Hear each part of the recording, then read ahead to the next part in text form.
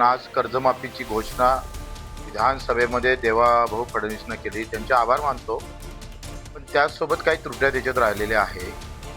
पहिली गोष्ट तर सरसकट कर्जमाफी व्हायला पाहिजे होती. म्हणजे जे पात्र आहे त्यांची सरसकट, जे पात्र आहे त्यांची. दुसरं, जे रेग्युलर कर्जदार आहे त्यांनी सांगितलं होतं का दुष्काळग्रस्त शेतकऱ्यांची कर्जमाफी आम्ही करू.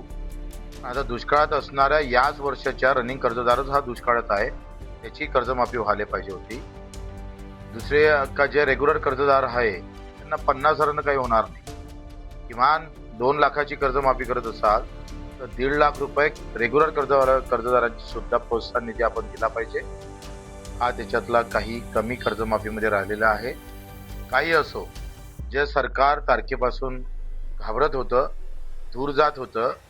आम्ही जेव्हा मुंबईला कर्जमाफीसाठी मिटिंगला गेलो तेव्हा आमच्यावर खूप टीका झाल्या, पण त्या टीकेकरांना आता उत्तर भेटलेलं आहे. कर्जमाफीची घोषणा झालेली आहे.